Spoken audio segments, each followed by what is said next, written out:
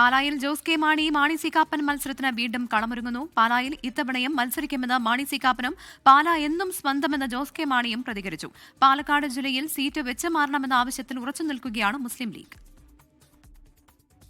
കേരള കോൺഗ്രസ് എമ്മിന്റെ മുന്നണിമാറ്റ അഭ്യൂഹങ്ങൾ ഒരു വശത്ത് തുടരുമ്പോഴാണ് പാലായിലെ UDF സ്ഥാനാർത്ഥി താൻ തന്നെയാണെന്ന് മാണി സി കാപ്പൻ പ്രഖ്യാപിച്ചത്. ഞാൻ പാലായിൽ മത്സരിക്കാനുണ്ടാവും, അതിന് യാതൊരു തർക്കവുമില്ല. ആ കാര്യത്തില് ജോസ് കെ മാണി വരുവോ വരാതിരിക്കുവോ എനിക്കൊരു വിഷയമല്ല. ജോസ് കെ മാണി തന്നെയാകും LDF-നായി കളത്തിലിറങ്ങുക. പാല സ്വന്തമെന്ന് ജോസ് കെ മാണി. പാലായെ സംബന്ധിച്ചോളം പാല നമ്മുടെ സ്വന്തമാണ്. ബാക്കി കാര്യങ്ങൾ പാർട്ടി തീരുമാനിക്കും. പാലായിലെ വികസനത്തെ സംബന്ധിച്ചുള്ള ചർച്ചകളും സജീവമായി. BJP സ്ഥാനാർത്ഥിയായി ഷോൺ ജോർജും പാലായിൽ മത്സരിച്ചേക്കുമെന്ന് സൂചനയുണ്ട്. അങ്ങനെ വന്നാൽ ത്രികോണ മത്സരത്തിലേക്ക് പാല കടക്കും.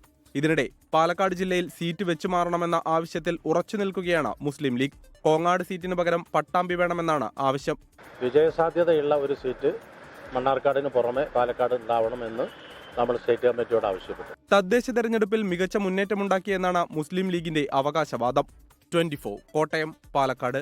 ലോകത്തെവിടെയായാലും ഏത് സമയത്തും 24 വാർത്തകളും ഓഗ്മെന്റഡ് റിയാലിറ്റി പാക്കേജുകളും എക്സ്പ്ലെയിനറുകളും വിശദമായി കാണാൻ ഞങ്ങളുടെ YouTube ചാനൽ നിങ്ങൾക്ക് സബ്സ്ക്രൈബ് ചെയ്യാം.